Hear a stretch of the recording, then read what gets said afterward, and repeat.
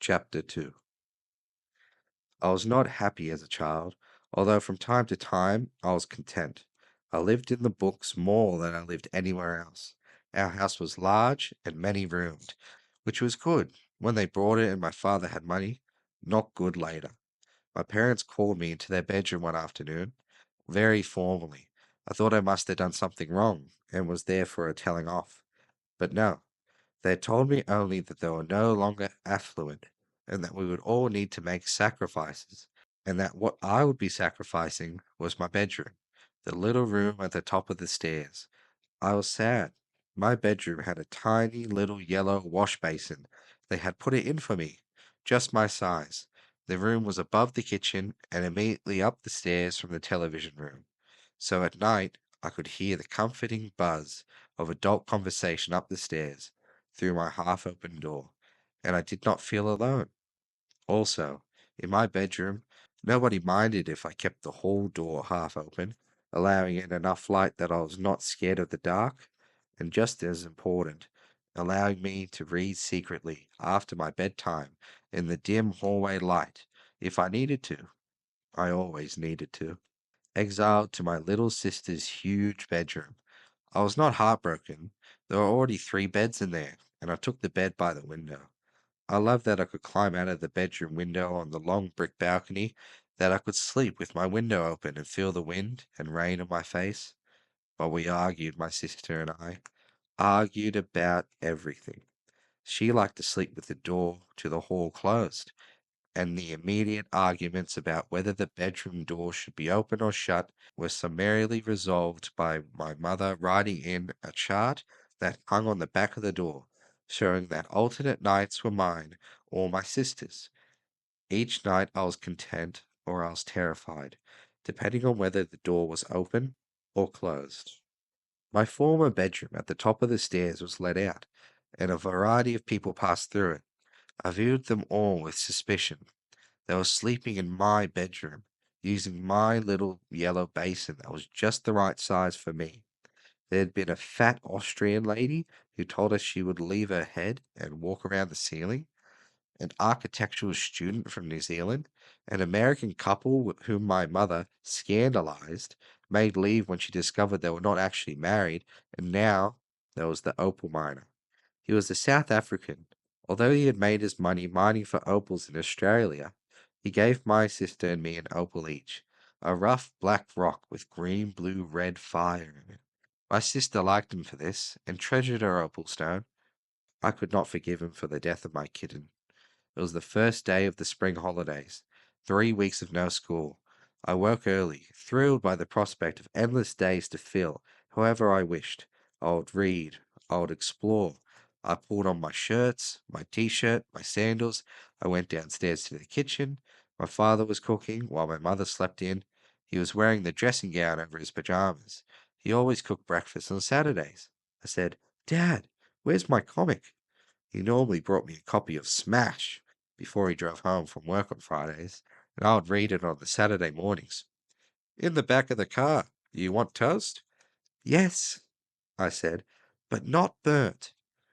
My father did not like toasters. He toasted bread under the grill, and usually he burnt it. I went outside into the drive. I looked around. I went back into the house, pushed the kitchen door, and went in. I liked the kitchen door. It swung both ways, in and out, so servants 60 years ago would be able to walk in or out with their arms laden with dishes, empty or full. "Dad, where's the car?" "In the drive." "No, it isn't." "What?" The telephone rang, and my father went out into the hall where the phone was to answer it. I heard him talking to someone. The toast began to smoke under the grill. I got up on a chair and turned the grill off.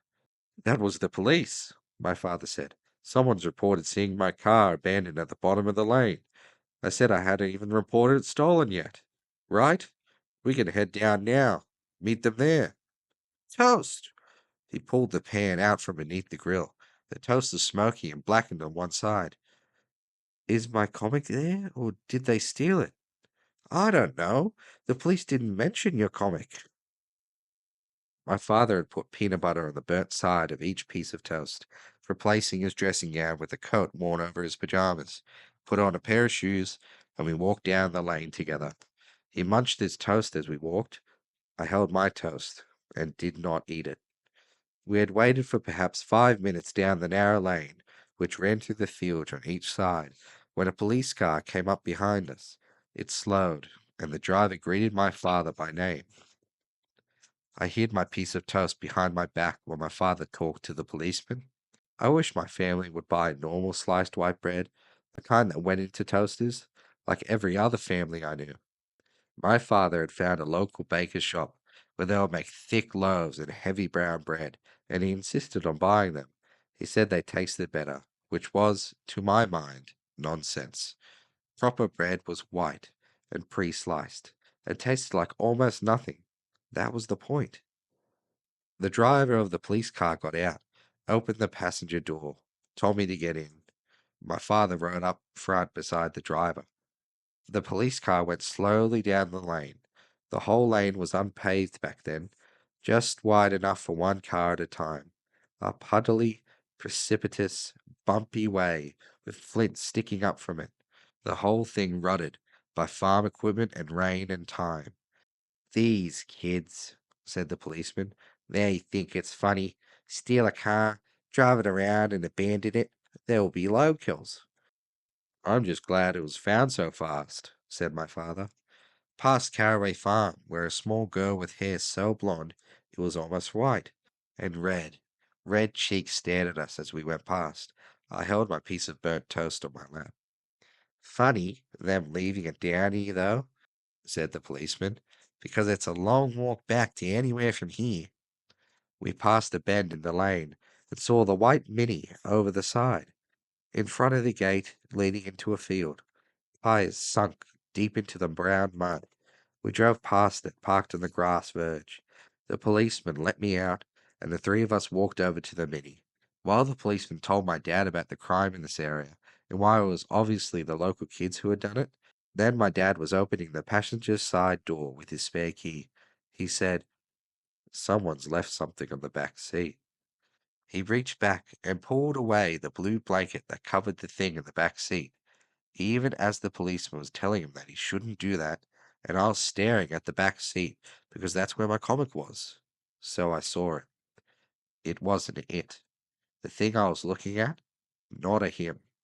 Although I was an imaginative child, prone to nightmares, I had persuaded my parents to take me to Madame Tussauds waxworks in London when I was 6, because I had wanted to visit the Chamber of Horrors, expecting the movie Monster Chamber of Horrors I'd read about in my comics.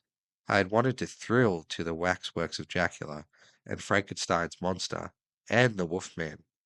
Instead, I was walked through a seemingly endless sequence of dioramas and unremarkable, glum-looking men and women who had murdered people, usually lodgers and members of their own families, who were then murdered in their turn by hanging, by the electric chair, in gas chambers. Most of them were depicted with their victims in awkward social situations. Seated around a dinner table, perhaps, as their poisoned family members expired, the plaques that explained who they were also told me that the majority of them had murdered their families and sold the bodies to an anatomy. It was then that the word anatomy guarded its own edge of horror for me. I did not know what anatomy was. I knew only that anatomy made people kill their children. The only thing that kept me running, screaming from the only thing that kept me running and screaming from the Chamber of Horrors as I led around it was that none of the waxworks had looked fully convincing. They could not look truly dead, because they did not look ever alive. The thing in the back seat that had been covered by the blue blanket, I knew that blanket. It was the one that had been in my old bedroom on the shelf for when it got cold, was not convincing either. It looked like the opal miner, but it was dressed in a black suit, with a white ruffled shirt and a black bow tie. Its hair was slicked back and artificially shiny. Its eyes were staring.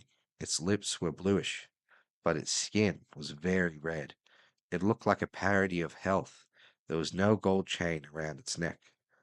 I could see underneath it, crumpled and bent, my copy of Smash with Batman. looking just as he did on the television on the cover. I don't remember who said what then, just that they made me stand away from the Mini. I crossed the road and I stood there on my own while the policeman talked to my father and wrote things down in a notebook. I stared at the Mini. A length of green garden hose ran from the exhaust pipe up to the driver's window. There was thick brown mud all over the exhaust, holding the hose pipe in place. Nobody was watching me. I took a bite of my toast. It was burnt and cold. At home, my father ate all the burnt pieces of toast.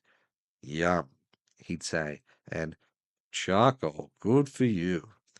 And burnt toast, my favorite. And he'd eat it all up. When I was much older, he confessed to me that he had never liked burnt toast. He had only eaten it to prevent it from going to waste. And for a fraction of a moment, my entire childhood felt like a lie. It was as if one of the pillars of belief that my world had been built upon had crumbled into dry sand. The policeman spoke into a radio in front of his car. Then he crossed the road and came over to me. Sorry about that, Sonny, he said. There's going to be a few more cars coming down in this road in a minute. We should find you somewhere to wait so you won't be in the way. Would you like to sit back in the back of my car again? I shook my head. I didn't want to sit there again.